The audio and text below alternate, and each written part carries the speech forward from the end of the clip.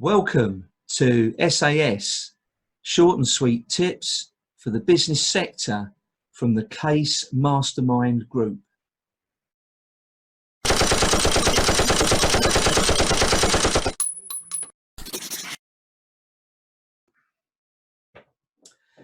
Hello, I'm your host, Patrick Twitchett, and today I have a fantastic guest with me. Please let me tell you a little bit about them first. Emma McNally is the founder of Achieve Your Greatness Limited, an NLP training company. She discovered NLP, which is neuro-linguistic programming, many years ago and has used it in all areas of her professional as well as personal life to achieve some amazing goals. She now runs Achieve Your Greatness, where she shares these incredible insights with her clients through training courses and coaching. Before running her own business, Emma had a successful corporate career working in both the public and private sector. She combines her business knowledge with NLP to help her clients to have incredible results, both professionally and personally. She is married and lives in Chelmsford, and she also is a children's author with 14 books published, and her passions include writing, reading, and traveling the world. So I'm very pleased to welcome to the show today, Emma McNally. Hello, Emma. Hello, Patrick. Thank you so much. What an introduction. Love it. Thank you. Indeed, well, you have an impressive accolade, so it just takes a while to get through. So get through it. Yeah. So thanks so much for coming on the show today. Before we move on, I see you love travelling. I'm a fellow traveller. I enjoy travelling as well. Please tell us your favourite country that you've visited so far. What's the best one? Oh, God. It's a difficult choice. It's a difficult choice. I guess I love Canada. I absolutely adore Canada, especially the Rockies and Vancouver and that side of the country. It's just fabulous. It's beautiful. I also have a business partner who lives in Vancouver, so I guess I've got a double attachment to the place. So yeah, it's absolutely fabulous. So yeah, absolutely. The scenery is stunning. The people are so friendly. It's a very cool place to go. Yeah, totally. Oh, you're glamming it up for me already. I'm almost booking the trip. So I'll get there.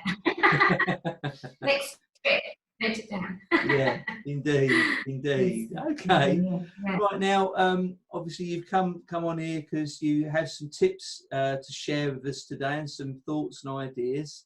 So if you could please tell us what subject they're going to be based around, please. Yeah, so we were talking when we were setting this up about how to become a successful entrepreneur and about how NLP can help you to do that. So as you beautifully introduced me, I have a neuro-linguistic programming training school, and you can use that in professional development as well as personal development. So today very much about the professional side of things and how to be a successful entrepreneur. So focusing very much on the tips around that. So yeah. Excellent. Okay, well, without any further ado, please take us into your first tip, please, Emma. Yes, indeed. So my first tip is around knowing your outcome, okay? Sounds very simple, and it is, but a lot of people, this is quite a big stumbling block because it's like, so what is your outcome? What does success look like for you? Not for what other people think it should be, but actually for you and in terms of your business and what your clients need, okay? So it's very much about having a really good focus on what it is that you deliver for them, what their needs are, and how you're meeting those needs successfully. So it's a bit like we've talked about travel. So you and me know what it's like to be on a plane. So when you're on a plane, you know where you're going. You know that destination. And what happens is, I don't know whether you've heard this, apparently there's a statistic that there's 98% of the time you're off track when you're flying in the sky, which is interesting. So I think it's something to do with not having any roads up there. Could be that. But what happens is they adjust a little bit right, a little bit left, a little bit up, a little bit down until they meet their destination. Okay, so having that flexibility to adjust, but knowing where you're going, because if you started here and went just 1 or 2 degrees off, you could end up, instead of being in Scotland, you're going to end up in Norway. So knowing very much about, hang on a second, what is it that I need? Is it owned by me? Is it absolutely within my gift to do? And how am I going to know when I get there? Okay, life happens so quickly, especially within business. You have success, hurrah, and then you're moving on. So actually taking that moment to celebrate that success. What are you going to see when you get there? What are you going to hear? What are you going to feel? What's it going to be like? So you actually have that clear path. And understanding what you want more than what you don't want. Okay. Yeah. So lots of people, I do loads of coaching and stuff, and people come and say, well, I don't want to be stressed. I don't want my business to be a disaster. I don't want a client like this. And what happens if you've got a particular part of your brain called the reticular activating system? And what happens is that it will get what you focus on. And the word not, we tend to delete. So our brains can't process negation. So what happens is they get all of those clients that they don't want because that's what they've been focusing on. So if you don't want somebody who does X, Y, Z, they get the people that do X, Y, Z. Have you noticed that? So, yeah, so basically, what do you want rather than what you don't want is a really important thing in terms of your outcome. Knowing what it looks like and having that flexibility en route so that when you get there, you know you've got there and to celebrate that. So, yeah. Yeah. So that's pretty much our first tip. Does that make sense? It really does. Yeah. Yeah. And yeah, funnily enough, I've done a talk recently with a guy called, I don't know if you know Gary Price. Familiar with Gary?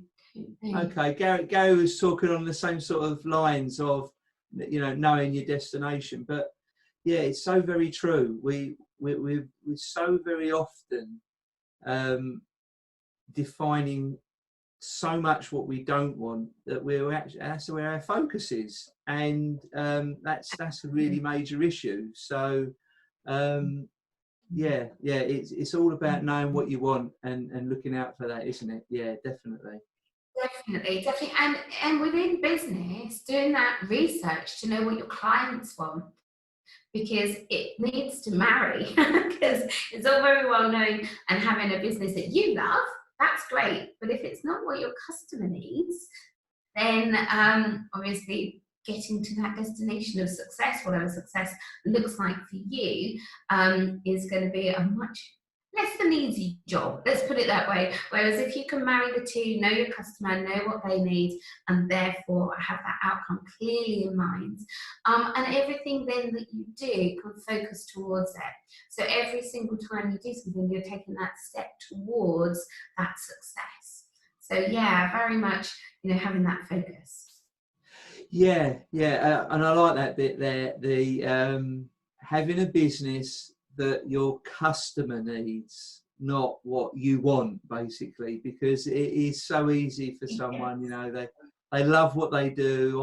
I like making a particular cake or whatever, and build a business around that. But if there's no customers that want that cake, then you need to have a rethink what your business is. You do.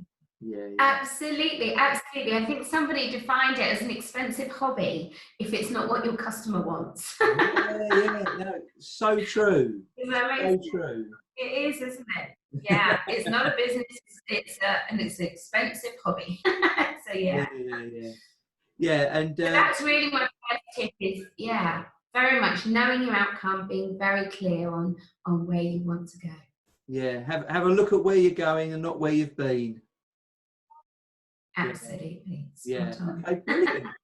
Excellent. So thanks for sharing that first tip for us. So please take us on to your second tip, please. Okay. So the second tip is about, what do you believe about yourself? okay? So we do a lot in terms of beliefs, and I help my clients to understand what beliefs they have about themselves and about their business. The reason why this is so important is because some of these beliefs can be helpful, yeah? And some of them not quite so helpful. I don't know whether you've ever come across a limiting belief, because what happens is if it limits you, it becomes almost a self-fulfilling prophecy, okay? So if you have a really core, strong belief about yourself that's not so helpful, whenever you move into a different situation, that belief tends to sort of pop up. So when you notice that, and it's like, oh, you know, that nagging voice almost, we call it auditory digital. It's just our thoughts, but it's that internal dialogue that we have. So to find your beliefs, it's just, if you had to eavesdrop on yourself, what would you be saying about yourself and about your business? Because that's what the customer will experience, even if you don't think that you're putting it out there. So let me give you an example. If you don't believe you're good enough, when you are then in front of a client, or you don't believe in your product, how is your product going to believe, how is your client going to believe in you or your product if you don't? Okay, so it's very much about understanding what your beliefs are and having those that are empowering, having those that serve you, because beliefs can absolutely impact on your motivation. So you may not even try if you don't have an empowering belief in that area. So you may not even make a start of doing something, may not even pick that phone up and speak to that person, or go to that networking event, or, you know, even start the business if you don't have those empowering beliefs about yourself, and also about your business. Yeah, no, and I mean, these are things that we pick up along life's journey, aren't they?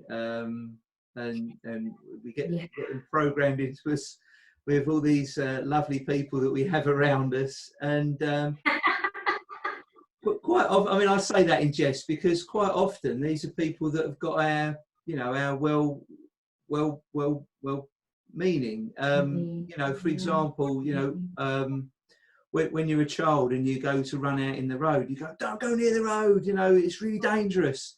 And again, it can have an adverse effect later in life, can't it? And all of a sudden we're very jumpy and very nervous of traffic, and actually it's something that happened to us a long time ago. So yeah, there's that program. Yeah, absolutely. Yeah, So, we sort of download them. We collect them as we go through life. The great news is you don't have to collect them, and we don't have to, because what happens is once you have those beliefs, we gather evidence to make them even stronger. Yeah, so we go, see, I told you I couldn't do this, or I told you I couldn't do that, and we're sort of gathering the evidence to what we call protect our map of the world, protect that belief that we have, because it helps us to feel secure, and it's like, oh yes, I'm definitely right on that. And what we do is we look at, actually, is that belief serving you or not? And if it is, great. If it's not, then you can change it to something more empowering. So you're spot on, Patrick. We collect these through media, through the people we're with, through our journey of life. A lot of them we download from when we were younger. They may not even be our beliefs. We just collected them along the way. We're just like dragging all of these with us into our future and into our businesses.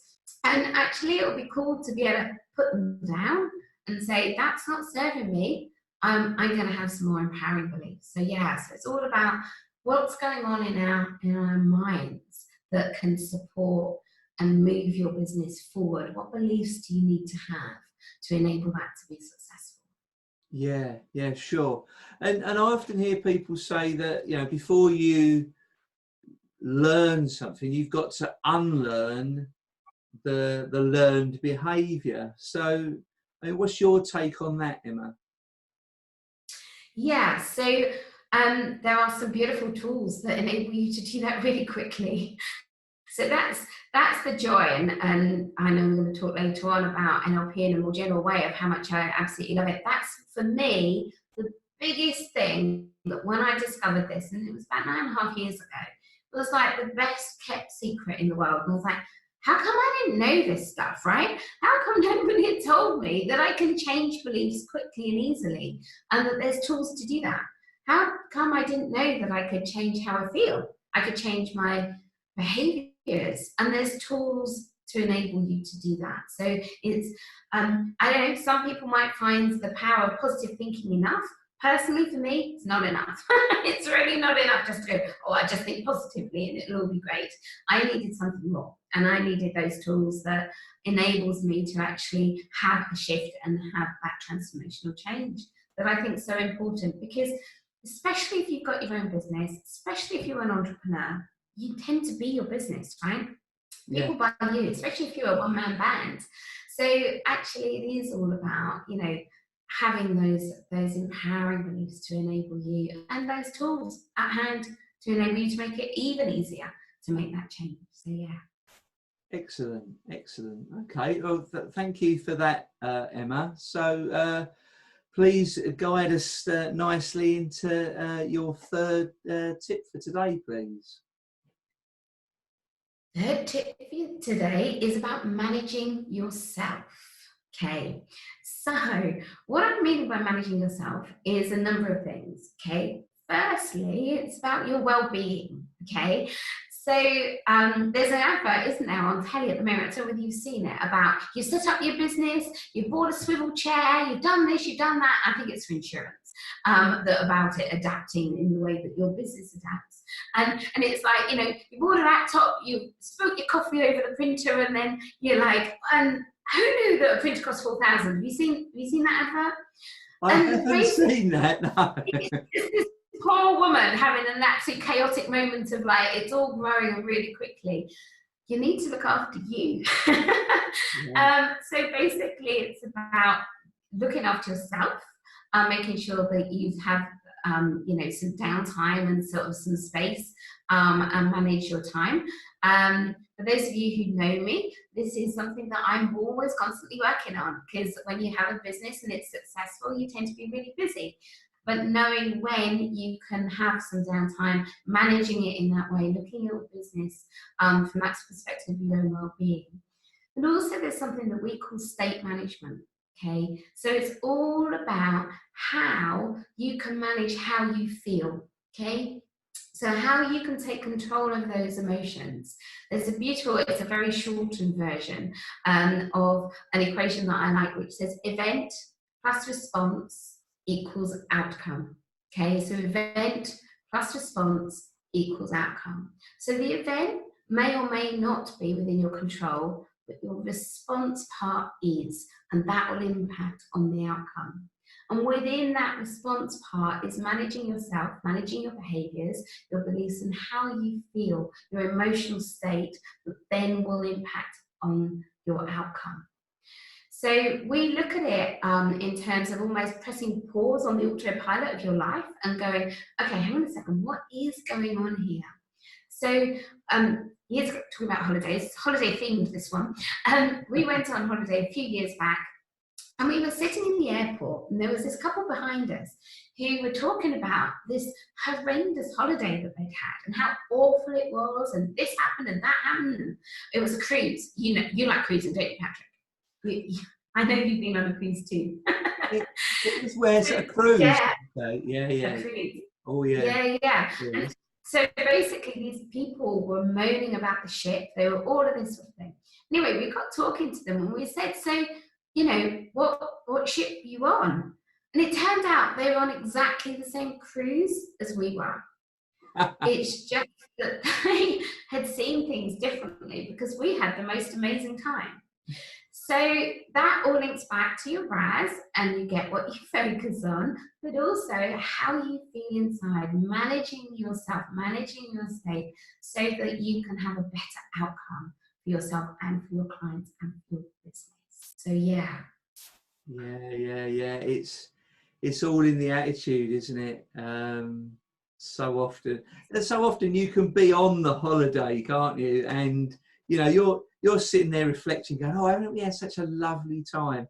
And then, like you say, the couple on the next table are going, oh, I can't believe this was wrong and that was wrong. That's so terrible. Yeah, it is. Absolutely. It's all in the attitude, and it's the glasses that you're looking through, isn't it? And it is the glasses. Absolutely. Yeah. Absolutely. And if those glasses need a bit of a polish, then that's quite a good thing to do. So to actually change the way you feel so that your impact, you have an impact on people. We call it the ripple effect, so that how we are and how we manage ourselves has an impact on other people. So it impacts on your clients, it impacts on your team. So thinking about how we can change, because we always talk about change starting with us. So if we change, then that can have that impact on other people, to have a better outcome for ourselves and for others. So Yeah. That's it. I think there's an old saying, isn't there? Looking at the world through rose-tinted glasses, and I often say, well, what's the matter with that? It's actually making the world look a brighter place. So absolutely. Well, we talk about the optimism. Optimism and pessimistic sort of, we call it that. They're like meta programs. And so what happens with the rose-coloured glasses people, the optimistic people, what happens is they're having a high moment, because life's full of peaks and troughs, right? So you're on a peak and they're like, oh my goodness, isn't this amazing? And if the trough comes, they go, yeah, okay, but it will get better. And they tend to be in the trough part, because this is an emotional state, right? How they're feeling, less time, and then they're back up, and they're up for longer. Yeah? Yes. Pessimists, when they're up the top, they're going, oh yeah, well, this won't last. So they don't even enjoy it. And they're anticipating that trough, and then they stay in the trough longer. Say, see, I told you it would be. Yeah. And then when things do improve, they're like, yeah, but it won't last. So even the high parts, they're not even enjoying. So it is about choice. It is about, okay, well, how do I want my life to be? How do I want my business to be? Do I want it to be, because it's all about what's going on in our minds, what's going on in our states, how we manage ourselves. And actually, do we want to have that optimistic journey or more the pessimistic journey? The journey is the same, it's a different experience. So, does that make sense? Yeah. It's where your focus is, isn't it? Going back to what you said earlier, where are you looking? And if you're looking up, or are you looking down? And I think that's really where it is, isn't it? So excellent, really good. Managing yourself, looking after number one. I think just a very, very quick point to add to that. It's the oxygen mask scenario, isn't it, on the aeroplane? Where they always say, you've got to get the mask on yourself first. Don't worry about anybody else. And I always say to people, you could have a little baby by your side this side. You could have a really elderly person this side. And you've still got to selfishly put the oxygen mask on yourself to then be better able to help those two people. And that's a tough thing to do. When you put it in that scenario, it's a really difficult thing to do. I'm going to ignore this little baby. I'm going to put the mask on myself first. But actually, the long-term benefit of that overrules it all. So it's so true. Yeah, definitely. No, you're so right, Patrick. Because it's sort of, if you're not in that great state, how are you going to help your clients? Yeah. How are you going to help your clients if you're not looking after yourself? So, it's almost a selfishness that you can be selfless, isn't it? Yeah, it's self-care, absolutely, so that you can then, if you want to, help others. Yeah, excellent. No, really great. That's fantastic. So that was tip number 3. Thank you very much. So please talk us through now tip number 4. So my 4th tip is taking accountability and responsibility. Okay. So this one's always a fun one with people. So this one is all about, are you pointing outside of yourself or are you looking inside? So I'm sure we've all met these people who it's never their fault. You ever met people like that? It's never their fault. It's always the computer did it. The computer made me angry. The internet broke and it wasn't my fault. And this was, never their fault. Okay. The thing is with that, they've given away their power to other people and to other things, even inanimate objects. And that means they've therefore given their power away, so they can't take accountability and responsibility to change themselves. Yeah. So I think that this one's really quite important. We call it whether you're living at cause or living at effect. Okay, so it's about saying, okay, well, maybe I didn't choose all of this. However, I'm going to take accountability and responsibility and do something about it. I'm going to think about how I can find a solution around this rather than pointing the finger and blaming other people. Because if we, within a business, spend our lives blaming other people, well, my client didn't do this and they didn't do that and this one didn't do this, then where are you going to go? You're just focusing on the problem, okay? It's a downward spiral, okay? We call it vicious circle or a virtuous circle. And in NLP, we like the virtuous circle of, okay, so how can I find a solution that's going to work? How can I find a way to make this even better? How can I move forward? So it's very much about, okay, I'm responsible for me, I'm responsible for my business, and I'm accountable for that. And so, yeah, it's about really taking a look at yourself and saying, okay, let's look at myself first rather than pointing outside. Yeah. Yeah. That makes sense. Yeah, it does. It does massively, and it's a really important topic to me. It's something that I speak about quite often. I think this is a really big subject, and obviously we're short and sweet tips, so we're not going to go on for hours. But this is one of my pet subjects, I think, because that society has become a very entitled society of late. Everyone believes they have a right to this and a right to that, and we see it a lot in the younger generations are coming up now. They're going and they're working for someone. They're giving the impression that they're doing the employer the favour, rather than actually, no, the employer's doing you the favour, is giving you a job. And it's, it's funny. We all, I'm 48 now, and there's people around my age. They're all, it's entitlement mentality, and all these young people. Well, we're their parents. We're the ones that brought them up. So we the schools that we put them in, where you get a prize for 8th place.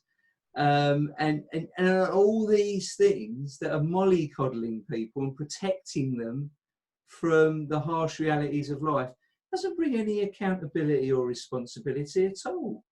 It was tough. I was terrible at sports at school. I was really huge and really slow, and I was always coming last. But I had to take accountability for that, and that's what made me look at my health and get a little bit fitter later on, because I didn't want to keep coming last. So if you're going to reward someone for coming last, I mean, where is their drive? Where's their ambition? And what mindset does that put them in for life ahead? Yeah, and it goes back to that equation we were talking about earlier, the event plus response equals outcome. And the response bit, that's where the accountability and the responsibility sits. So actually, event happens, it's what you do about it that's important. And if you're blaming other people, then your outcome is always going to be less than good. Whereas if you've taken accountability and responsibility, then you are then in control of your outcome. And so it's very much about if people go through life almost expecting things to happen to them, it's like, the phrase, the harder I work, the luckier I become. Yeah, it's sort of like the consistency and the flexibility as well. So the combination of the two, consistently doing the things that you should do, and the flexibility to adjust with the market, with the customers, the clients, to change your business so that it still meets their needs, but taking accountability and responsibility that if something doesn't go well, and it comes on to my next tip actually, is how we deal with that is the important bit. So it's rather than going, well, it's everybody else's fault, saying, well, what can I do about it? Yeah. How do I move forward? What can I do to improve the situation? Rather than expecting other people always to resolve it. Does that make sense? It's very much about internally looking. 100%. And it's one of your passions, isn't it? 100%. If it's wrong, it's my fault. I don't care if it's my supplier, if it's the customer, it's my fault. I've got to deal with it. And that's when I can acknowledge that acknowledgement that, okay, the buck stops here, which is the famous Nixon thing from the Watergate affair. It's the same thing. All arrows point this way. If it's gone wrong, if it is to be, it's up to me, and that's real setting you up there. Absolutely. And you know what I think is, when I first realised this, to be able to put your hand up and say, oh my goodness, I made a mistake, because we are all human, right? We're not robots, we're human.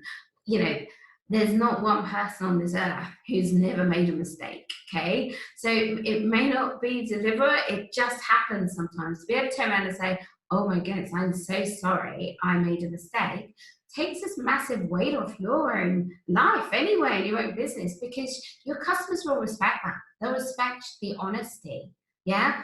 Obviously, you need to put it right.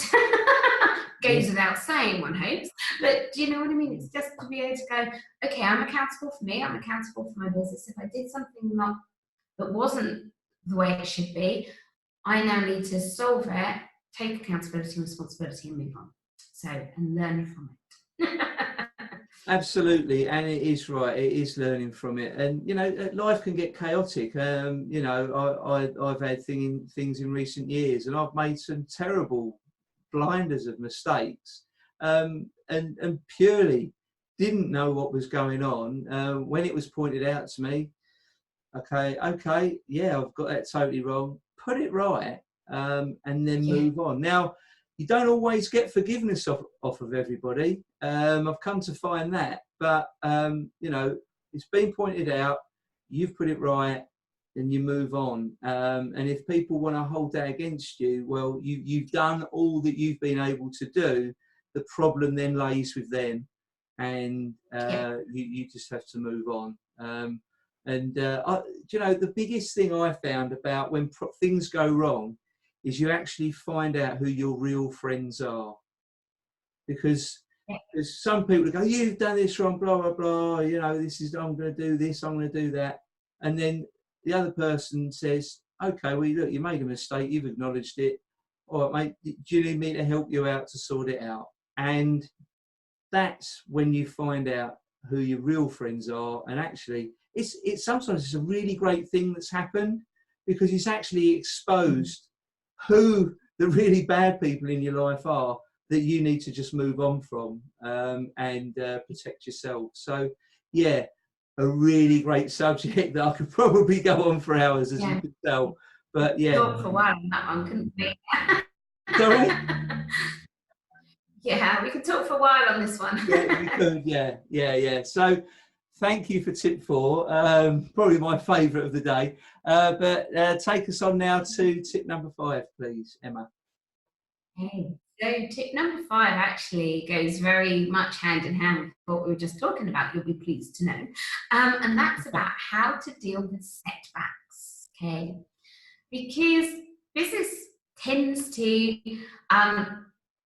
it takes a winding path, shall we put it that way? So sometimes you can come across setbacks. And if that happens, it's how we deal with it that's really important. So there's 2 elements that I want to talk about. The first bit is linking with what we just spoke about. And we have what's called a presupposition of there's no such thing as failure, just feedback, okay? So this is the example that we were talking about. If something goes wrong, actually learn from it. What do we need to do different next time? Putting your hand up if you need to be and say, right, look, I apologize, I'm really sorry, I made a mistake. And actually having that humility to be able to do that, and then to be able to move on. Now, we call it a meta program that plays alongside this in my world, is around whether you're internally or externally focused as to whether you know whether you've done a good job or not. Okay, so if I just explain this a little bit for a minute, if you're internally focused, when you check to see whether you've done a good job, you're checking inside. Okay, and you're going, do I think I've done a good job? If you're externally focused, it's on what everybody else thinks. So your customers, your clients, your workmates, all of that sort of things, what they think. Okay, so the issue with this is if you're at the extremes, if you're only externally focused, somebody will love your product and somebody might hate it. Somebody will take offense to something and somebody won't. Okay, so you're like a ping pong ball. Okay, so one minute you're up, next minute you're being hit and it's down again. Okay, if you're internally focused and solely internally focused, then when you're a customer facing business, that's not so great. Because you're just going, well, I think I've done a good job and I don't actually care what you think. So that doesn't really work either. So for this one, it's all about having that balance, okay? So an internal check, have I done a good job or not? If you're saying, well, I could have done better, what do I need to learn from that so that next time it goes better? And also having that external check, so internal and external check, to say, what do my customers think? What do my clients think? What do everybody else think about it? So this is about resilience, okay? It's about when something happens, being able to bounce back quicker, okay? Rather than going, oh my goodness, they didn't like it, that's it. I'm shutting the door, you know? It's about having that balance between an internal and external focus in terms of your confidence, and in terms of having that self-awareness, that flexibility, and realizing that actually things can go wrong. We're all human, like we say. And we have this beautiful thing about people are not their behaviors.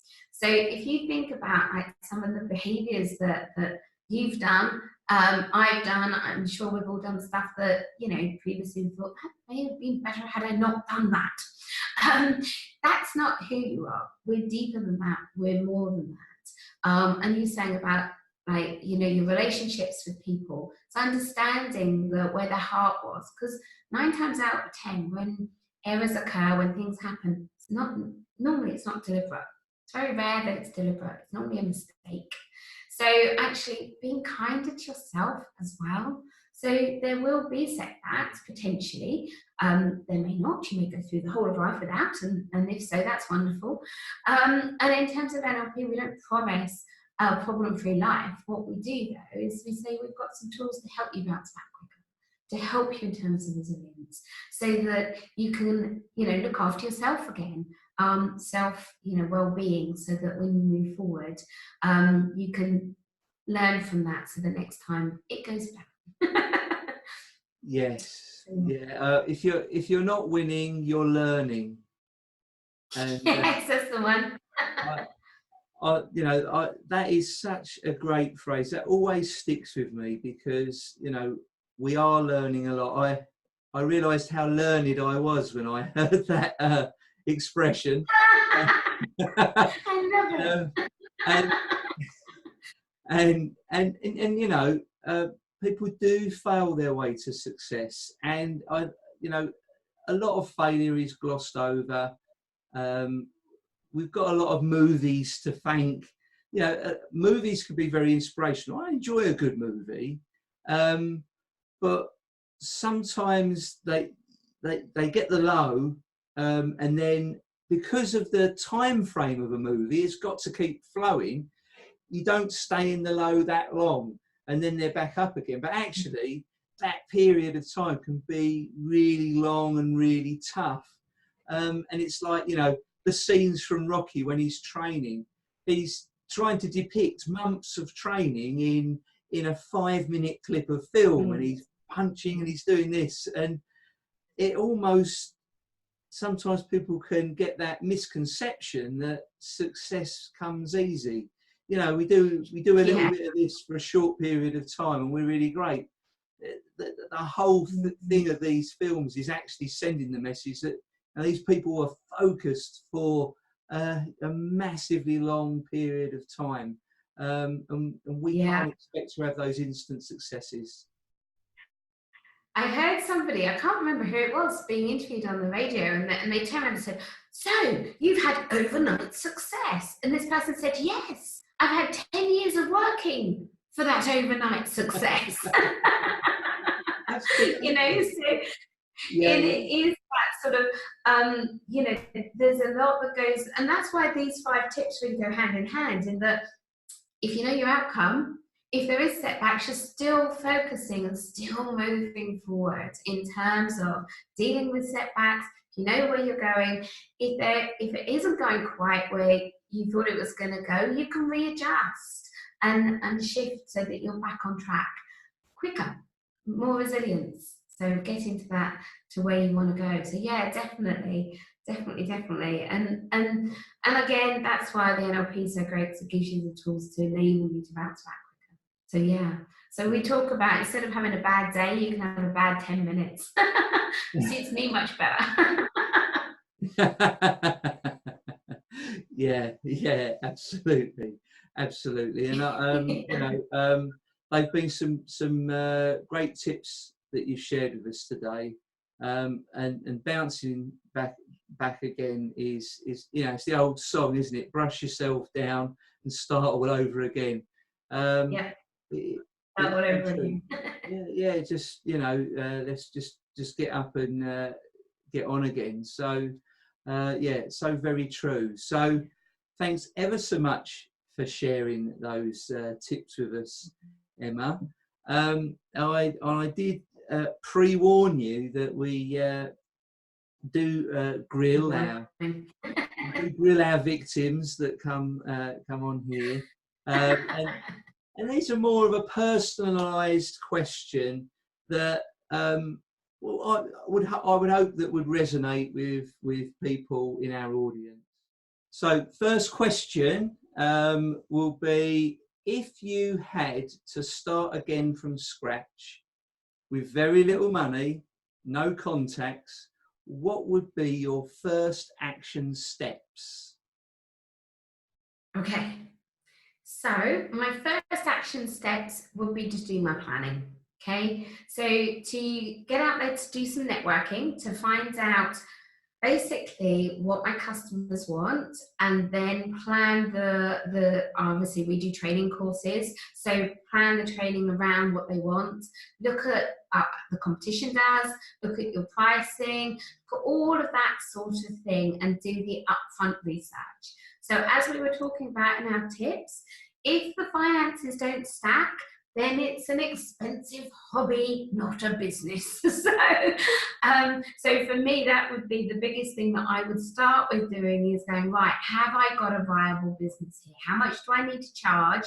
How many clients do I need to make this work? You know, even just down to how much am I going to charge per hour? You know, and extrapolate that out into how many hours that I want to work and how much marketing I need to do those hours. And is that going to bring me enough income? Yeah, so very much a practical first step. That's what I would do. Very much then get involved in networking. It can be quite a lonely place if you're just in your own little office working away. So get out there, meet people, and biggest thing, and I still live by this today, keep your income high, keep your costs low. Okay. Ooh. So when you're starting out and you haven't got much money, don't spend thousands on things that you could get away with doing yourself, or just not have. Okay. No fancy stationery at the beginning. You know, start earning, start that first step. So for me, it was about getting out there, first steps, taking that step, and then, you know, when you're at the stage where, so let me give you an example. I did my own accounts for the first good few years because I wasn't big enough to need an accountant. Now I have an accountant. She's amazing. She's great. But I needed to be at a bigger stage, and I learned to do it so that, I kept my costs low. Because a lot of businesses fail within the first 18 months because they're spending so much that they can't actually manage, the cash flow of their business, and it goes bust. So very much about doing that. So, but knowing your own capabilities though, okay? I can do basic accounts, it's okay. Do you see what I mean? And I'm willing to learn that sort of thing. If it's not within your capability, then that's different. But if it is within, don't spend too much to start with on fancy frills. Just keep to the basics. That would be my advice to myself. And actually what I still live by. So what I still do. So yeah. Excellent. Definitely. No, that's it's really good. Really good advice there. No, fantastic. So the second question is broken down into two parts. So what have been the most groundbreaking moments in your life purpose and success? I would like to hear your hardest, toughest moment, and also your best moment as well. Okay. So groundbreaking moments. Okay. So I guess there's a number of them.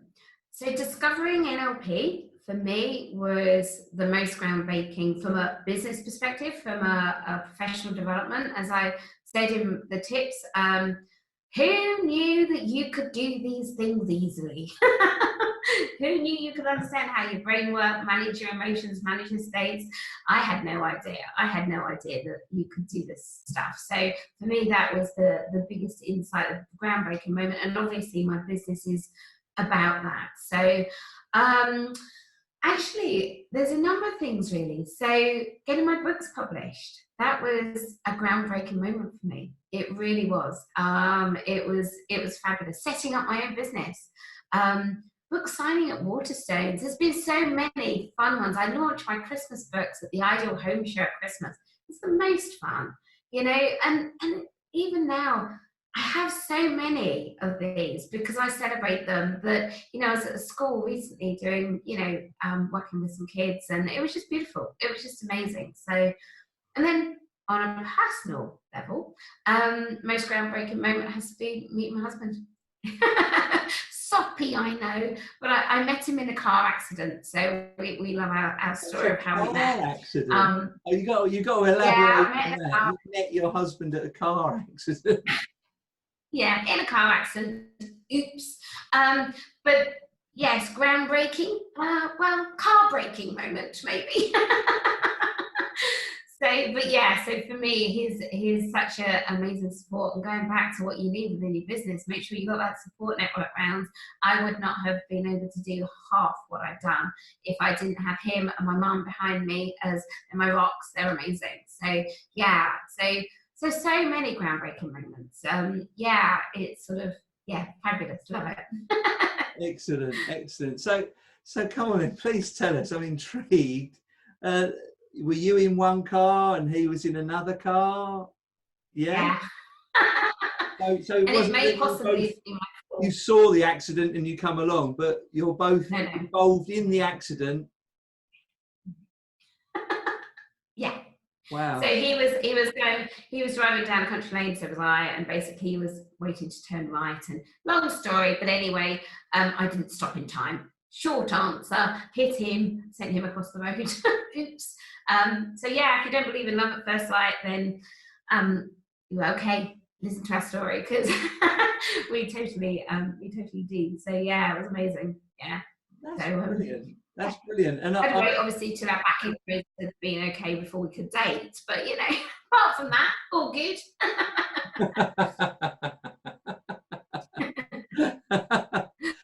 But no, I mean, life has moments, and sometimes we just never know. When sometimes we miss opportunities, but actually you could look back and go, do you know what? If I'd have left that meeting 5 minutes earlier, I wouldn't have had that accident. But then if you wouldn't have had that accident, you wouldn't have met your husband. So life is just full of those moments. And that's why I think we should embrace every moment and everything that happens to us, because actually the bad thing that we just experienced, there could well have been a worse situation, or something occurred that we will never know that could have happened to us. So yeah, we'll start getting all profound. So I live by a couple of, no, it's true though, it's true. So for me, it's not what happens to you that's important, it's what you do about it. You know, it's what you do about it. And I'm not saying go out and have car accidents to find men. That's not what I'm saying. just to be clear, that wasn't a tip. But it is about that. You know, things happen, and you know, that event plus response equals outcome. What's my response? And if my response had been different and his response had been different in that situation, then our outcome would have been different. So yeah, it is very much about understanding that, you know, I know, making the most of everything, like you say. So yeah, so they're my groundbreaking. I'll be car breaking. yeah. Well, and look, the response equals the outcome. That your response wasn't, oh, who do you think you are? Because the outcome would have been very, very different. Yeah. So if he'd been angry, if I'd been angry, we would never have gone out. Whereas we were both, so I call it being resourceful. Yeah. And so, yeah, absolutely. And they say the rest is history. We've been married 21 and a half years. So yeah. Excellent. Very Excellent. cool. Brilliant story. Brilliant story. Yeah. Love it. So thank you again for coming and sharing with us today. Now, please tell the audience the best way that they can get in touch with you, Emma. Yeah, of course. Well, the normal routes are all available. So my website is www.achieveyourgreatness.co.uk. So that's website. You can contact us, loads of information on there. If you wanted to email me, then you can. It's emma.mcnally@achieveyourgreatness.co.uk. Achieve Your Greatness on Facebook, Emma McNally on LinkedIn. I'm everywhere, basically. Twitter, the whole lot. So Emma McNally on Twitter as well. So if you want to follow, if you want any more information, we do like one-day taster days. So we do a one-day intro at Richmond University College. So there's loads of information there if you want to know more about what we've talked about. So yeah. And thank you, Patrick, for spending some time today to talk about all of this. Much appreciated. All right. Well, look, thank you for spending time with us today, Emma. And just goodbye, everybody. And thank you for watching. Thank you. Bye. Thank you. Thanks. Bye. Cheers. Thank you for spending time with us today. This has been brought to you by the Case Mastermind Group. Please be sure to follow us in the links to this message. Please give your real, honest feedback on what you have just heard and share what you enjoyed or liked the best. We really do check the feedback that we receive. Please also share with your friends who you believe could benefit from it, just to show you care. To our listeners, remember, no matter where you are on the mountain of success, let's enjoy the journey together to the top. We will see you there, my friends.